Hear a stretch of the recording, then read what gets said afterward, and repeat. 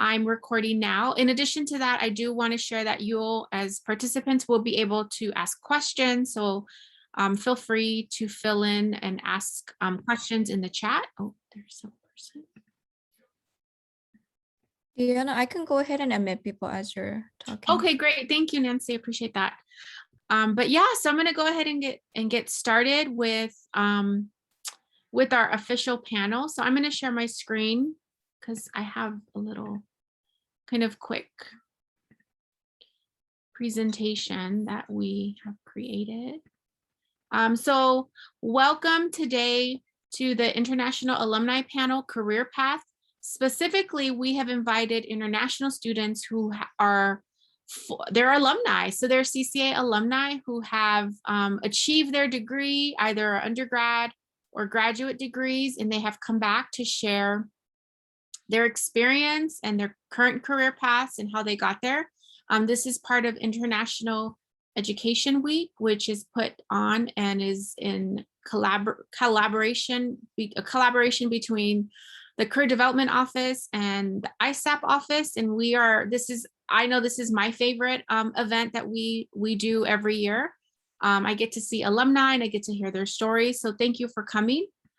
So today we have three really great folks who I know and I've worked with and have actually come to the Career Development Office. So I'm very excited to say that they have participated and been supported by both offices. And I want to start off with number one, giving them the chance to introduce themselves. So we're going to go just in alphabetical order. So I'm going to just start with Camila first. So if you can please introduce yourself and tell us a little bit about who you are, where you're from, what your degree is, what your current role is. Oh, thank you. So I'm Cami, I'm from Chile. I was born in Santiago, born and raised, and moved to the US. It's gonna be 2.5 years now.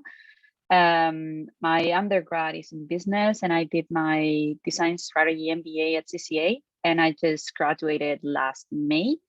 And I'm currently working, I was actually just promoted to design program manager at DocDesign, and I've been there for 1.5 years.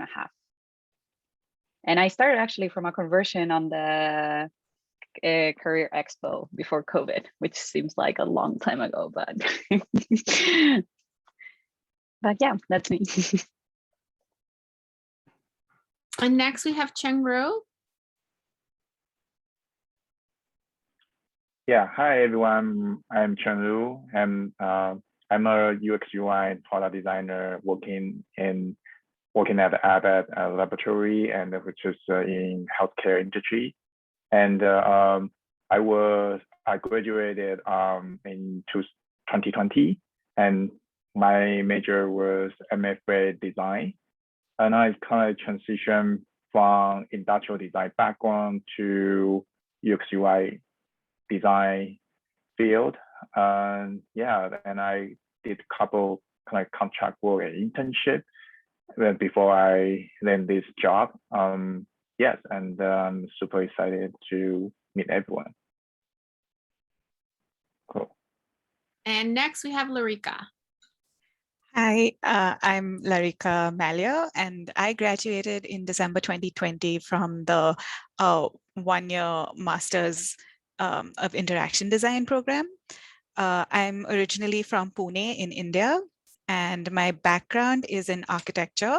That's what I studied in my undergrad. I worked for many years in India before deciding to do a master's in interaction design. And that has now led me to working as a creative technologist at Gensler in San Francisco. Yeah, I can get into what that means because I also had to ask in the interview what a creative technologist does at Gensler. So yeah, nice to see everyone. Great, thank you. Thank you for those wonderful introductions. So I'm going to move on to our official questions that we have for you. And so my first question is, tell us what your process was like in preparing, searching, and securing a full-time position. Camila, I know that you started as an intern and then you've transitioned. Cheng Ru, I know that you has started as in contract work. So tell us what that process was like to get your first position and role. And you can go we'll just go in order of the way you introduced yourselves, if that's okay. Totally. Yeah, so for me, it was, I knew that after a year, like I could take like an internship. So that was kind of like the main thing that I was kind of like looking for. I applied for different types of internship. Design operations was one thing that was kind of like on my path. And then there were like on research and other areas that I was kind of like searching for. And I started as a summer intern on late May on 2020 last year. And then that was till late August. And during that time, I started noticing that actually one of DocuSign's KPIs on the internship programs is conversion. So that was kind of like, it was both open conversations between me and my manager about like me telling them that I was interested and I wanted to find a way to keep working. I felt that I really liked the team. That was one of the key parts. So I was like, oh, I want to stay here. And then on the other kind of like more work-wise strategic, I was like, oh, I need to really hit like a good home run now in this summer internship. Like I really need to like showcase my value. So then I was like, just give me more time and I can do more things. That was kind of like the conversation, more like work related. So then I got an extension that was till October. And then I was converted as a full-time employee. Both were like really honest conversations on both sides, like kind of like me sharing what I was and what I was looking for, and then telling me what were the options. And so I think that was kind of like, if you want to say like to secure, that was like the key thing for sure. It was being able for me to communicate what I was looking and for them to be open to listen to that and also tell me where they were standing. Like at the beginning, when I first extended, conversion was not an option. But it was like, I was like, I'm open to figure that out and like kind of like keep as a contractor until we find that. And again, it was a lot because I really like the culture and I really like the job that I was doing. So I think, yeah, the biggest thing was like honesty on both sides.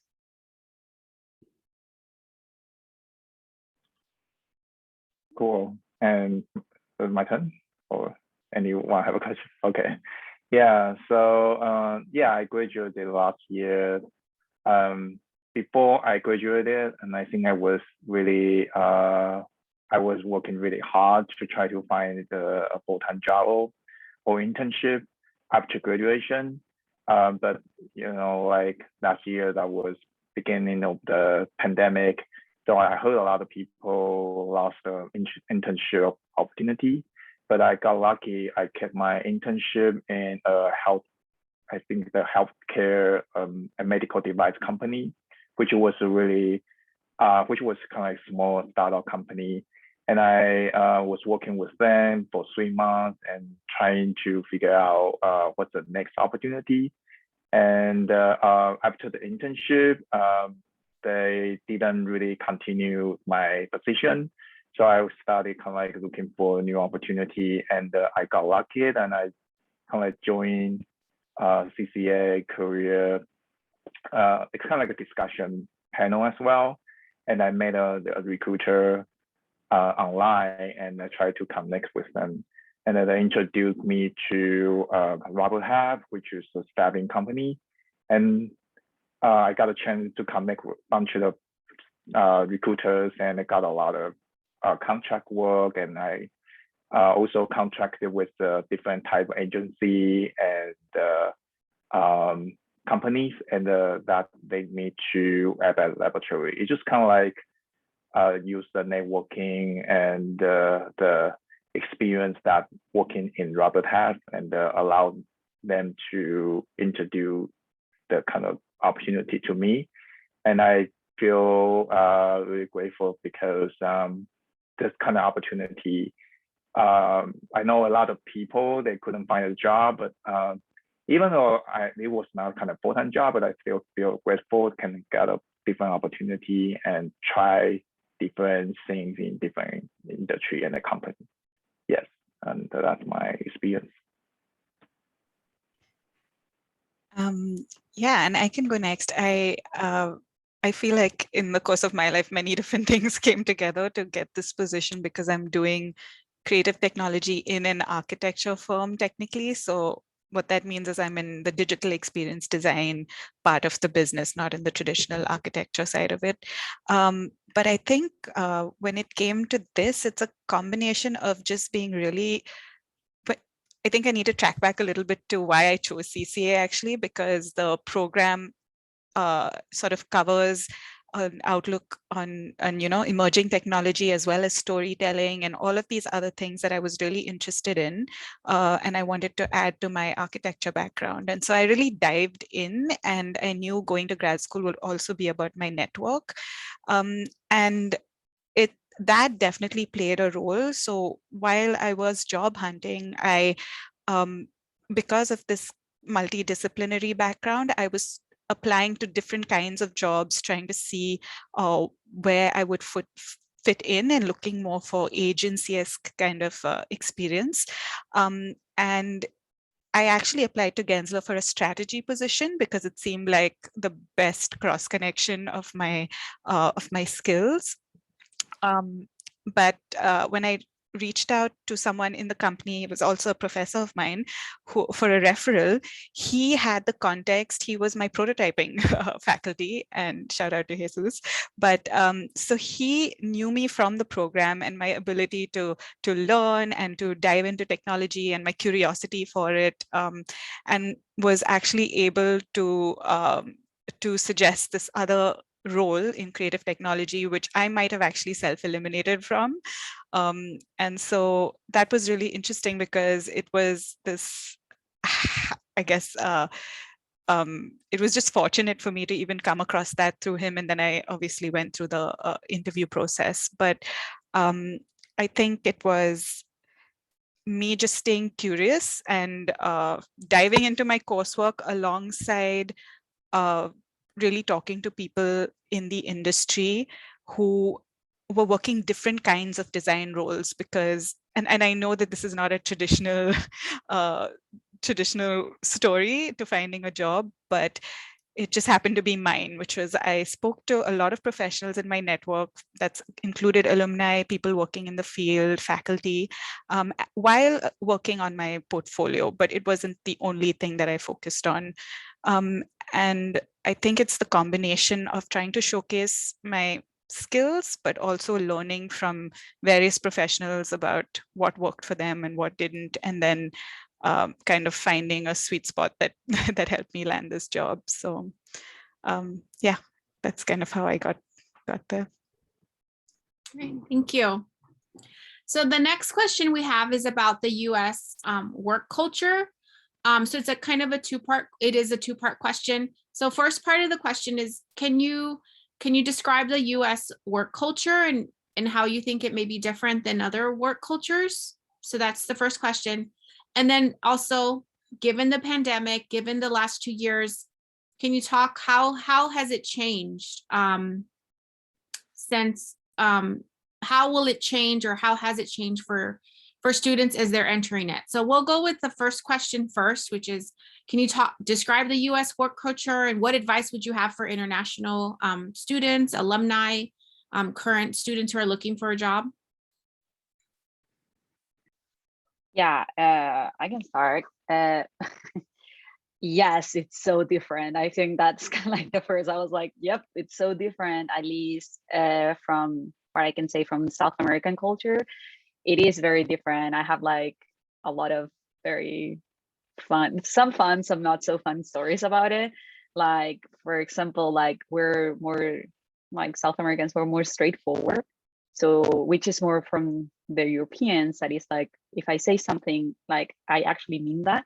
So one of the first one-on-ones that I have with my boss, maybe after a month, we're in the one-on-one, and she tells me that if I had some feedback for her, that I could give it to her. So the next time I prepare a document, I ground my assessment, I prepare a whole document with all the things that I thought, because I truly believe in feedback.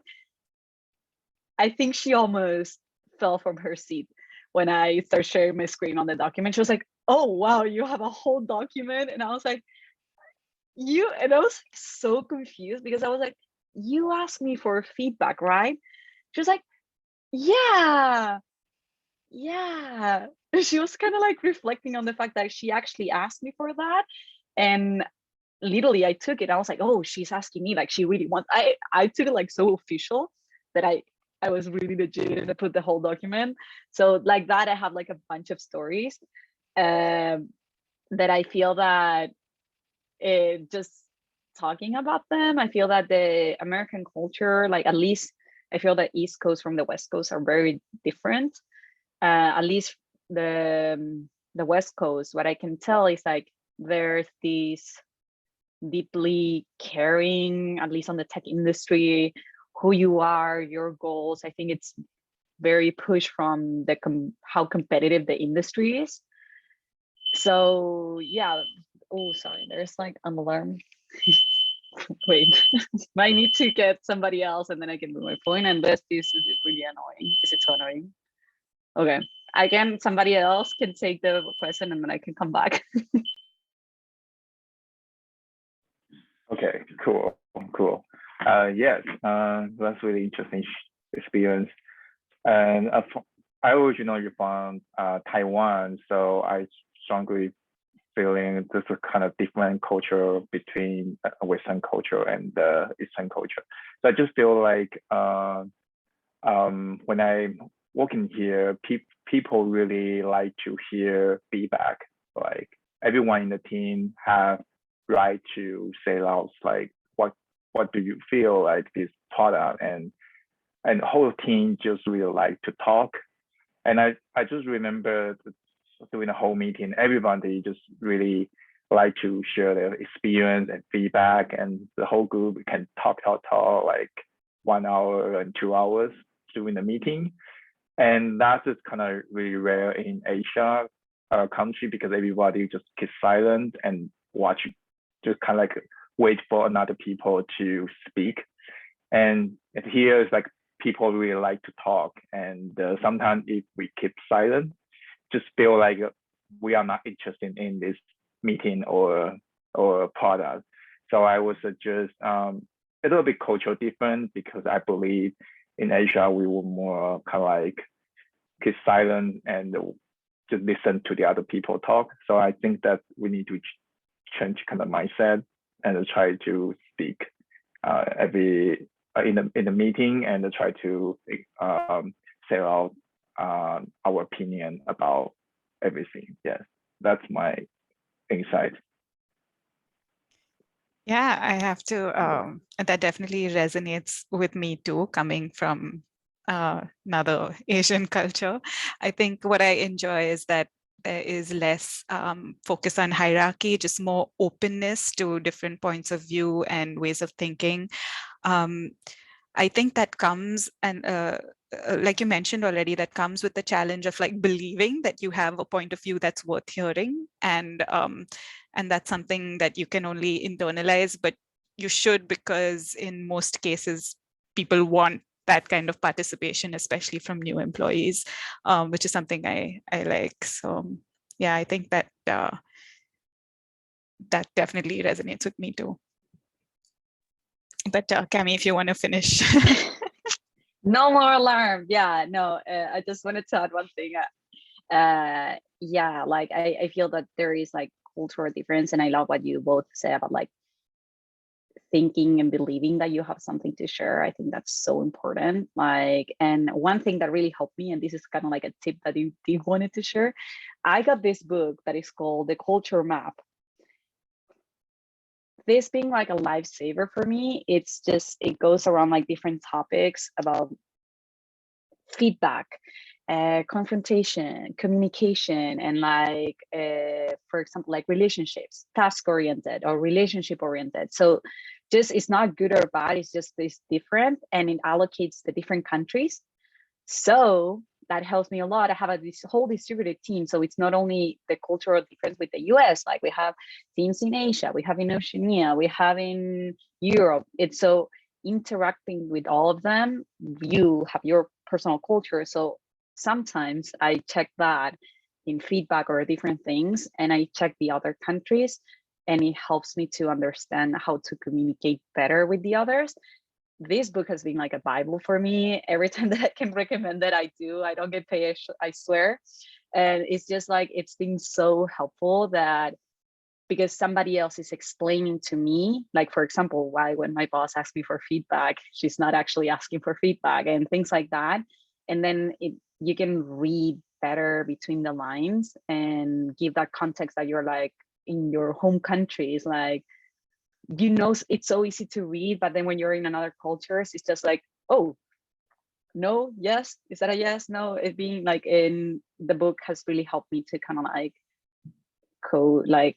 pair that up and be a little like had a little more context before jumping on meetings or things.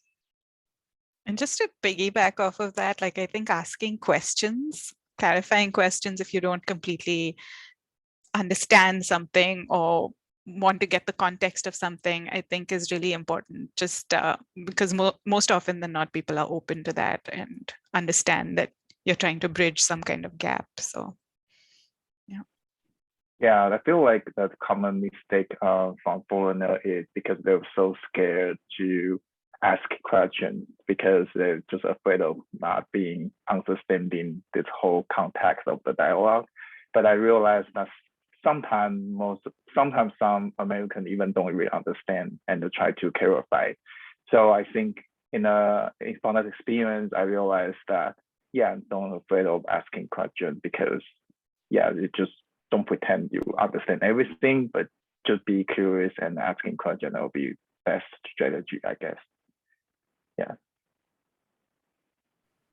My goodness, I think this is the best question this last question is the best question I've ever asked. Like, it's very informative. And I think we're going to start a book club with that book that you just shared, Culture Map. So thank you for that. So the follow-up to that is, can you share how it's changed, your job has changed, environment, maybe assignments, tasks, where are you working from home? You know, are you going in the office since the pandemic? So how have the last couple years been, and what can an intern or a new professional expect in their future work environments? I think the biggest difference is like we're here in our houses, and that means a lot of things. I feel that the key one that I've learned is that a lot of things that you can get away with in person because you're going to meet those person in like walking, or you're going to see them on the elevator, or you're going to meet that people just because, or you're going to be invited to the meeting because you were just running into that person. Those things are not going to happen, and you have to be really intentional about them. And one thing that I really like about like new employees that we've been getting, and a lot of them were like really junior, so I really like kudos to them. It's like they've been joining the team and are like, hey, I want to connect with people. Like, can we create things to connect with each other? So now we have like every Monday, like we have a randomizer that is just the random one-on-ones, just so you can kind of like connect with more people. We have every other week one thing that is called Signature Cafe, that is 2 hours, just Zoom open, and somebody is the host. So somebody gave the theme and everybody share the same backgrounds, and you can just like chat with each other. There's another kind of like breakout room that is like the quiet one that you can go if you just want to like kind of like co-work and just not be alone. So those things, I feel that they being born because somebody that joined the company asked for them, and which is amazing. And again, like most of them were like new hires, and one of them, he was just outside, like he was like his first job and everything, and he was just asking those questions like, how can I connect with people, how can I meet others, how can I meet people from not my regular Zoom calls, and asking for that. I feel that people are like way more open than we usually think. Like sometimes I feel that we feel that we're gonna bother them, like, oh no, like it's gonna be messy. I feel that everybody's craving connection, so it's better just to put it out there, and the people that wants to connect or needs to connect, or they're more open to that, they're gonna connect with you. But yeah, I think for me the key difference is like you have to be more vocal and intentional about those things because they're not just gonna happen. Yeah, I feel like since the pandemic and mostly I was just working from home. Except the internship, I was kind of like in a office half the time and half the time in remote. And I just feel like for the remote work, that was a huge benefit, and because I can kind of schedule one-on-one meeting and talk to people. But my manager just kind of like expect everyone kind of like turn on the camera and try to join the meeting and speak in the meeting, and that's the way to connect the team members together. So I think the doing kind of like a remote work experience, I feel like I got more time to actually talk to people and get the job done, because I used to like commute to San Rafael, and it's kind of like a long commute, and that kind of remote work saved me a lot of time. But to be honest, like created more work actually, and I feel like my work hour longer, and it's kind of like sitting in computer all day. So I was just kind of like try to balance personal life, set a boundary between work and the personal life, and also try to do more exercise. And yeah, so kind of like keep the healthy body, and also can like work longer. And I think that kind of like my strategy right now. Yeah. Yeah, I agree with what both of you said, and building off what Cami was saying about being proactive about those connections, I think that's also important in a work context.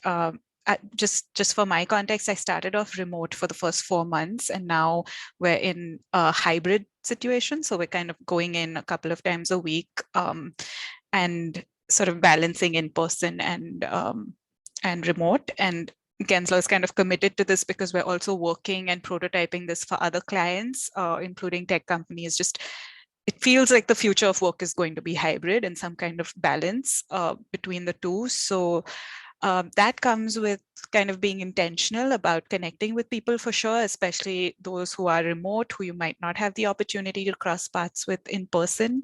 But also, I think a challenge that a lot of new employees face is joining projects that have been running with teams for a while. So one aspect of that is just playing catch up before you can actually start contributing. So I think that comes with two things, which is be patient with yourself, but also be proactive, like Cami said, and reach out to people, ask questions. And yeah, I think the more intentional you are about it, the easier it will be for you to catch up and adapt. Yeah. Trying to think if I had anything else to add to that, but not for now. Great, thank you. So our next question is, how and when did you share your international kind of status, like have the OPT conversation with the employer? As you know, I mean, I know from our experience, we do have students ask us for advice, like when do I introduce it? When do I ask them, do they sponsor? So can you share your story about how you went about doing that? I'm scared because it's being recorded. Don't quote me on this, but I think that when you do the screeners, don't put that you're international. Like if they do like you do like the screener on like LinkedIn, and mention it when you have like after that phone screener, when you're talking with somebody, just because I feel that sometimes it's kind of hard because it's like you don't even pass the AI bot.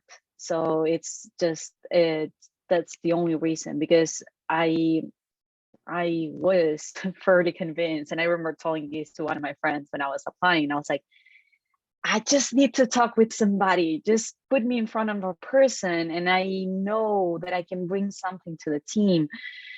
And it was very frustrating at the beginning because you don't even pass the bot. So nobody's even looking at your resume. So my tip, which is, again, don't quote me on that, but it would be like, don't put it on the first screener and mention it like when you're moving forward on the conversation, because that helps you to bring the human aspect of this, because that's what I feel that sometimes get a little frustrating and hard when you're international. And then once I joined DocuSign, the whole extension OPT, my visa situation was from day one. Like, I mean, poor Jessica, she was like, she was my therapist, psychologist, advisor in all of them and all the things on the route. But I feel that once they know, like, and that conversation is kind of set, it's fully transparency from the first time. Like, even last year, there was the whole F1 that we might get back, and I was like, hey, I don't know what's going to happen. CCA kind of has our back. So it was really intense conversation, but for being only there for a couple of months. But it was I think, in a sadly not the best way, we have a double role, because we're not only professionals, we also have to teach people about an immigration situation, which is not easy. One great thing is that we have a international students affairs, and we have great support. Like, I mean, Jessica even volunteered to talk with my boss and help me to explain my visa situation. And we have to deal with that. Your boss have to understand what's your situation, what are the limitations of that, and what they're dealing with, because if not, they cannot advocate for you. So it's clear that you help them to help you to do the things and set you up for success. And I feel that a lot of the time that's super scary, because that means open a lot of things that they're uncomfortable. You don't want to talk about them. Till today, like, sometimes when we talk about my visa situation, I'm like, oh, this is annoying. Like, this is like more work than the one. But I know that I'm bringing value to the team, and I know that it might have my name today, but we're also like doing and preparing some, like, the road for other international people that are going to join in the future. So I think that when you feel that you're being too annoying, just think about that and be like, okay, if we have this process in the company better, and people know, and we know what we need to share and all that, that's also going to it's going to make it easier for the next one that comes after. So sometimes you feel that it's a lot under your name, but it's not only for you, it's like for the people that are going to come after. So I think that's a good reminder. Yes, I feel like that was a really tough experience. And I feel like from my experience and my classmate experience, I feel like looking for visa just like a dating game, because I think you have to know like how much the company want you, and try to figure out, do they support visa? Use another question to ask, or try to do the research, not ask directly in the beginning of the interview, because they might reject you because you're asking too much in the early stage of interview. And I just feel like it's just like to see how much the company like you and how much they want you, and see what kind of experience you have, and what kind of skills they really want you, and try to find the best timing to figure out if they support or not. And I think it's the best strategy, and from my experience, yeah. In my case, I was pretty upfront about it with whomever I interviewed with.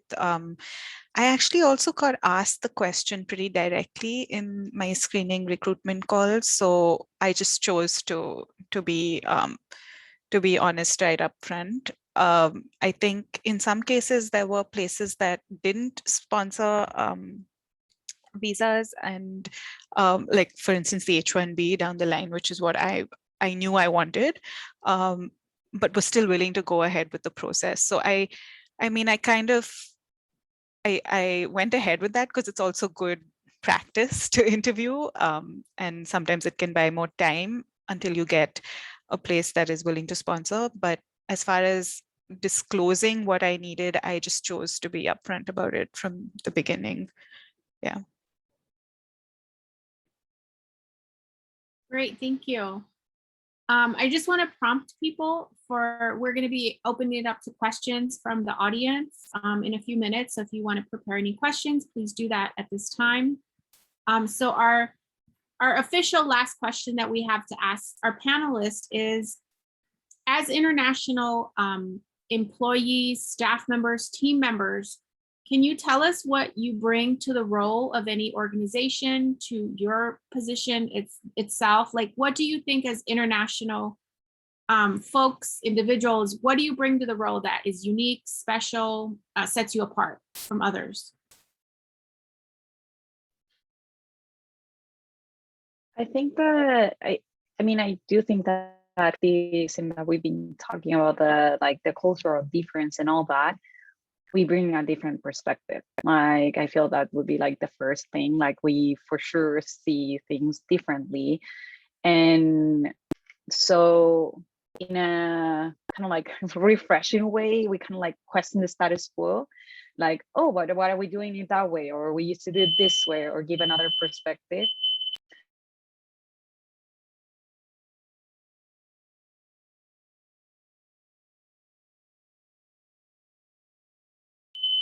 Somebody should take it.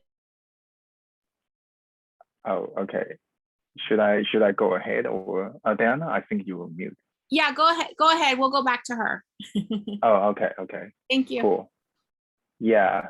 So the question is, what kind of thing I bring to? Okay, yeah. I feel like in Asian cultures, feel like we would train most like organize things very well, and I feel like I always get the appreciation from my team member. I organize documents so well, and always could figure out the complex structure and the architecture of the application. And I think that's probably from my culture. I'm not sure because my culture or my background, but definitely I feel like this is something I bring to a role. Always can help the team to navigate the ambitious, kind of like the question and really complex situation they couldn't figure out. Yeah, I think that's it.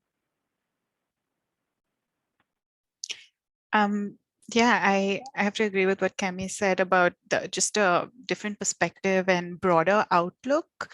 And what I mean by that, I guess, is not just in the work context, but also lived experience. Like, I think even just making the decision to like leave where you're from and pack everything up and start new in a new culture. I don't think we internalize or give ourselves enough credit for how much that teaches you about problem solving and communication and resilience and adaptability. And these are all things that are actually very much what you are being hired for. You know, it may not be the questions that are related to your craft, but when you're going through an interview process and you're new on the job, these softer skills, which is a misnomer because they're very hard skills, are actually really relevant and important. And I think as international students, we bring some of that without realizing it. So yeah. Yeah, now the alarm was off again. Sorry about that. So yeah, I mean, kind of like totally agree with those. I feel that it also gives you a chance to share a lot.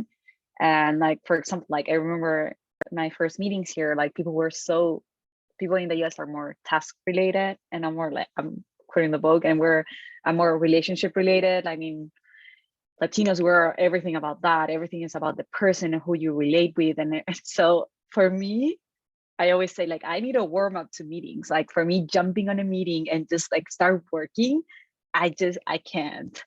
And I remember like the first meeting, I was like, wait, what? And people were like, we're opening the spreadsheets and they were just on it. And I was like, no, how are you? And yeah, it's like not only like in work, like the thing related, like you don't realize how you bring other things just because you grew up that way or your kind of like culture is that way. And one great thing is that I've been pushing a lot at DocuSign, and I have an amazing team that has allowed me, is to share about our cultures. So we do like share outs, and then we have like holiday specials, and people like talk about them and your favorite traditions. And it's great because you get to learn so much about so many different things, only like from me, from them, from all of them. Like we have really diverse team. So I feel that also like kind of what Larry was saying, like we have this kind of like, we don't realize how much difference and how much of these things we're bringing on our daily basis. And sometimes just kind of like, hey, yeah, we can do like we can all share about that. Or when people are more curious about something and be like, how can we open that space for other people and kind of like help to create those moments on the company. I think that maybe we are more closer because we're internationals to create those moments or be able to create them, because the cultural difference are just more in the surface, like they're easier to see. So then it's more kind of like, it's closer to us to be like, oh yeah, I can share about that. You can share about that. And we can kind of like create a space where we can share about that. And people that want to hear that can be there. So I think that in those cases, I would be kind of like, if you see those opportunities, kind of like take them, because that's the value and that's the things that you're bringing, not only task wise and work. There's also like a lot of those relation and how you relate or what to share and all that. Great, thank you. And that ends our official questions that we have from our offices and our team. But we want to open it up to questions from the chat, and Nancy is going to facilitate this part of our panel kind of a workshop. So I'm going to pass the Zoom baton over to Nancy. Thanks, Deanna. So the first question we have is, how many interviews for jobs did you do when you were completely upfront about OPT? And we can go in the same order that we've done in the rounds.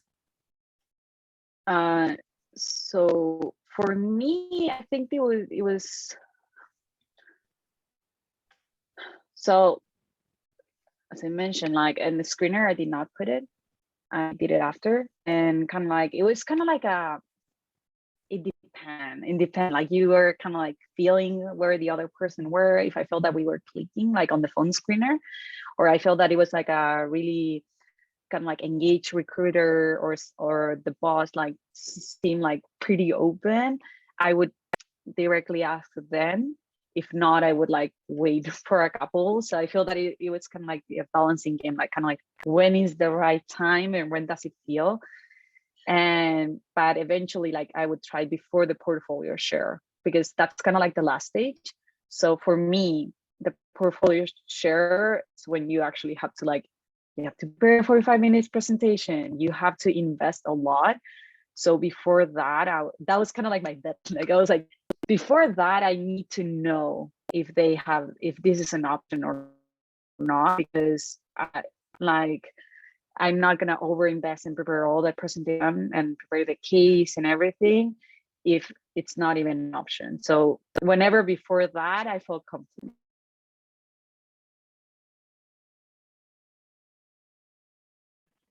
Yes, I kind of like just waiting for they ask me kind of question, and yeah, I normally won't be like very proactive about this question. I just kind of wait until they ask me status or kind of like the question, and I will answer to them. Other than that, I think I wouldn't just mention any kind of issue or any kind of my status here. Yeah, just kind of my strategy. Yeah, I answered in the chat, and the question was also how many. So like I said, I was up front and I did about 4 or 5 where I mentioned it, and we had a conversation about the OPT requirements. Thanks so much. So the next question we have is how to embrace our international student identity when we want to confidently present ourselves in the interviews. That's a lot of self-love. I feel that for me was like a journey of the beginning. I remember I had this friend that was a recruiter and he was reviewing my resume, and he looked at it and he was like, it's a great resume, but it's so kind of like American. He was like, you're not showcasing any of your things, like were the things that you can bring. And if you look at my resume now, the first line, it's like international experience. That's kind of like how I open it. But I have to tell you, it was a lot of deep breath to get to that point. And I love one thing that he told me. He was like, you are also choosing a company as much as they choosing you. So you don't want to hide who you are. And because when you click, or when you, maybe there's a lot of them that are not going to be aligned with that, but once they see that and they see value on that, the click and the fit that you're going to have is going to be way better than if you were kind of like trying to match to what you think that they were looking for, instead of like, hey, this is what I am, this is the experience that I have. And actually I believe that DocuSign, it was, for example, in my case, they were like growing internationally. So finding diverse, like even from like languages and everything, it is one of the imperatives of the company. So the click eventually actually was way more stronger than if I were trying to give them what I thought that they needed. But that's the thing, because we don't even know. So it's like what you think that they are looking for. So at the end, it's better just to embrace that different secret sauce that you're bringing because you're international. And then the ones they see it in the companies that feel that that's like a nice fit for them, they're gonna want you and you're gonna want them, and it's gonna be way better than if you're trying to be a shape that is not the one that you actually are.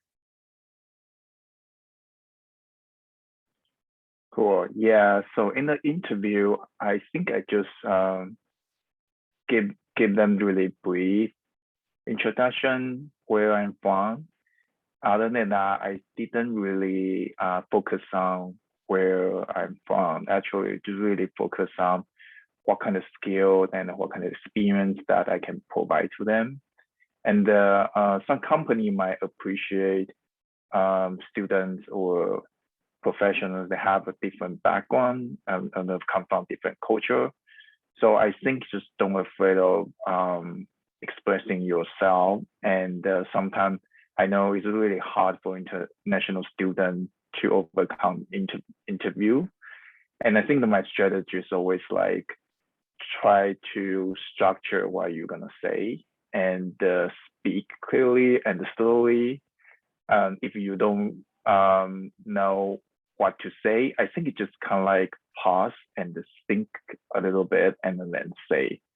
I think it's better than just mumbling and kind of get nervous and don't know what you're gonna say. So I think my strategy is just like calm down and confidently tell people what you think and what your idea. Yeah. I love both those answers, and I just want to say ditto to both of those. I fully resonate also with like just the being as authentic as you can, because it's a lot of hard work to get to that place, because at least in the design world, there's so many prescriptive ways to put your portfolio together, to put your resume together. It almost feels like there's some kind of cheat sheet that you can, I'll do all these things and I'll get the job. But at the end of the day, they're not hiring your portfolio, they're hiring you. And so that, while that might be a good way to show some of your skills, nothing can compensate for how you talk about what you value and who you are and how you approach work. And so I think spending that time reflecting on like who I am or why I've made certain moves in my life and why I'm interviewing with this company or what I find exciting about this job, like really spending that time to think through some of that stuff in a way that made me feel good, sort of fed my confidence for those moments. So I think taking that time to do that work, internal work, is important, because then that just translates to feeling comfortable, which then translates to feeling confident. So make space for that, I think. Yeah. And definitely like the taking pauses and feeling comfortable to take your time even in the interview process, because that can feel uncomfortable, especially in a virtual context, but it's more appreciated than just trying to fill, silence with noise. So I definitely agree with that too. Yeah. Thank you for your insightful advice. Really helpful. All right, what Larika ties really well to the next question, which is how much effort did you need to make and refine a portfolio? And what part of your portfolio or resume was the most helpful to get hired? For me, well, I'm from design operations and the business side. So it's design, but it's processes, which is not the most sexy part of design. So I feel the portfolios are slightly different. But what I do have is that I have different versions of my resume. And my favorite advice that a friend gave me was like, try to make it easier for the company to know why they want to hire you. So read out their job descriptions, look at those keywords, and try to use similar words on the way you describe what you've been doing. Because what you want to help them to be as easy as you can, to be like, oh, she is a good fit for this job. Like don't lie, but just make sure that if you're performing some of those skill sets or things that are on the job description, make sure that you're pointing them out on your resume, because again, they're trying to find the right fit. So whatever you can do to kind of like make that kind of like much easier for them, that totally makes sense. So as I mentioned, I was looking for roles like design operations. I was on design research. So they were like fair. So the skills and the skill set and the projects that I wanted to highlight were different. So they were literally like fairly different versions of me, where I'm polishing different sides. I did all those things, but I feel that trying to combine all of them on one space, it was just too much. And it felt better when I just split them. And I was like, okay, this one is for this type of role, and that's the one that I'm going to send. And this one is for that one. And I feel that that was more efficient on my search. When I did that, I heard more answers than when I was trying to just fit everything on one humongous resume. Yeah, my portfolio strategies was kind of like started with writing, like a writing structure on Keynote or PowerPoint, or kind of like a document that I can keep in one place. And I kind of like do a lot of work on website.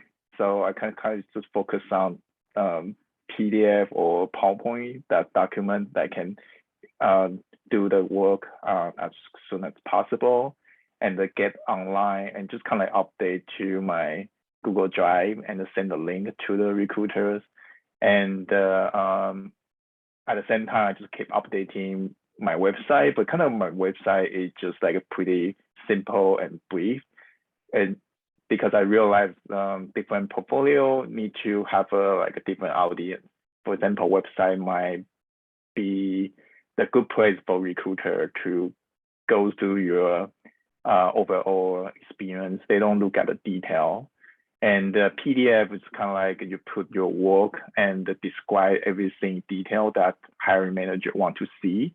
So it's kind of like understand who's your audience is really important. Just don't put too much work on website, and because they're gonna just really scan a lot, like really quickly.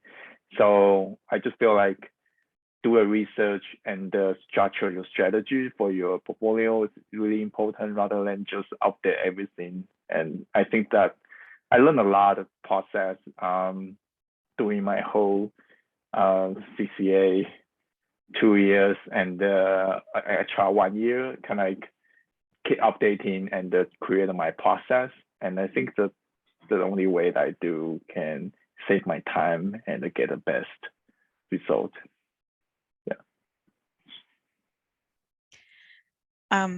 Yeah, I think one thing that worked was having things on my website. And I was trying to cover a breadth of skills, but I also felt like what was mentioned earlier, that can sometimes be overwhelming. But having like a website, which is something that you share before you actually meet with anyone, and then having a separate PDF deck portfolio that goes more in depth into your project, so you can pick and choose which project you want to share and in how much detail. That was really helpful, like separating the two, because the use for a website versus a PDF deck is very different. So not trying to, because one can be too little for an interview conversation and the other can be too much. So having that separation was definitely helpful. But I think it's important to highlight, at least in my journey, the conversations that I sought out and had with professionals in the space, and whether it is getting a portfolio critique or getting someone to hear my presentation and give me feedback, or just having chats with what their journey was like and what their life is like on the job. Having a lot of those conversations also helped me, I feel, in the way I was able to talk about myself and my goals. So I think it was a combination of putting things together in a portfolio, but also reaching out and listening to how other people talk about their stories, and then trying to backward, like sort of engineer that for myself. Yeah. Thank you all for, all your mindful insights, and I'm sure all our audience is really helpful to hear all these advice and tips coming forward as graduation comes up, as we're thinking about our professional career. So really appreciate each of you sharing about your insights and tips. So I would like to be mindful of our time, and so we would like to share some updates from ISAP, and then we'll conclude our panel. But Deanna, would you mind sharing the screen real quick?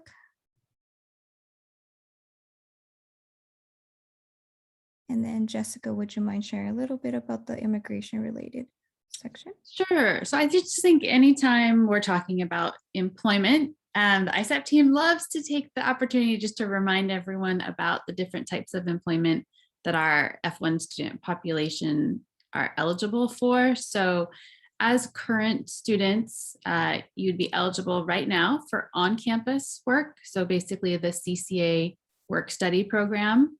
Definitely a good way to start building some skills to get on your resume.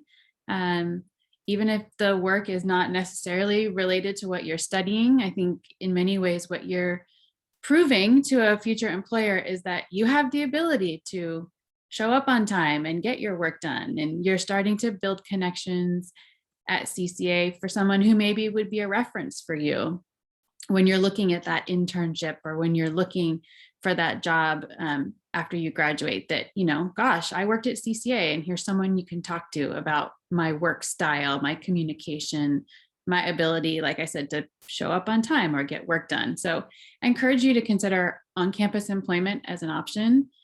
And then for off-campus employment, just a reminder that there are 2 forms of off-campus employment. Curricular practical training, CPT, is employment while you're still a current student. It is employment that is specific to an employer and to specific dates, usually the dates of a semester or a summer. That CPT process is something that the ISAP team can definitely assist you with. It's a paperwork process that we can walk through with you. You can always schedule a time to talk with us, and we can make sure you know all the steps needed in order to get the approval to work off campus while you're a student. And then for off-campus work authorization, usually post-graduation, post-completion of degree, that would be optional practical training, OPT.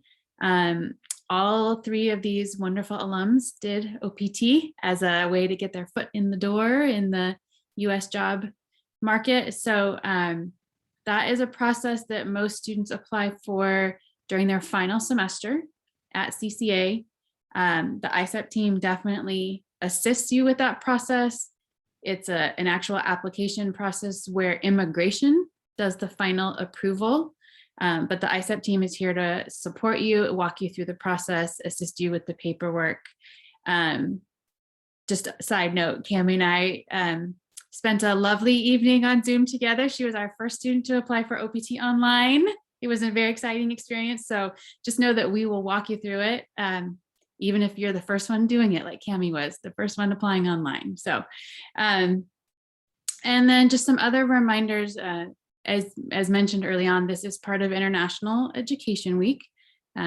International Education Week is a national celebration of our international students and our cultural diversity for college students all around the United States. And there are some events still happening this week. Nancy is leading global trivia nights in Founders Hall, Wednesday night and Friday night. We do have additional workshops with career development. There is a workshop about fraudulent jobs and how to make sure that when you're looking at prospective jobs that you are making sure that that job is actually a real job and not a scam. I think Diana is going to lead that. That was a really successful workshop last year. And then Thursday night, through the CCA radio station, there will be a podcast of current international students talking about what it's like to be an international student in the Bay Area at CCA. And so that will be broadcast on Thursday night, but then the CCA radio station will have it archived, so you can always go back and listen to it at any time. Nancy, anything else you wanted to highlight that's happening this week? No, you hit it all. All right. All right. And so again, thank you all for all our panelists today and our audience today for coming out on a Tuesday evening. Here are our contact information. Stay in touch, and all our alumni panelists have LinkedIn, so feel free to connect with them if you have any further questions. I'm sure they'll be happy to, assist you with any questions or anything and connect. And yeah. All our videos will be accessible through the CDO website, which we'll link here on this website. Give me 1 second and let me give you the link here. So it's going to be on this website, and so it'll be accessible after this. And thank you again for all our panelists for sharing your experiences today. We really appreciate it. Yes, thank you to everybody. We appreciate your time, taking the time. And this concludes our alumni panel, Career Paths International Alumni Panel. We appreciate, again, you coming, and hopefully you can join us again in person. We would love to have you again in the future in person. That would be great. It's probably our most popular event that we have every semester. So thank you again. Have a great night, everybody. And for those of you who are looking at the recording, please feel free to connect with our offices and LinkedIn. Make sure you connect with these folks on LinkedIn. We encourage you to build your online networks. Thank you. Have a good night, everybody. Bye-bye. Thank you. Bye. Have a good night. Bye. Have a good night. Bye.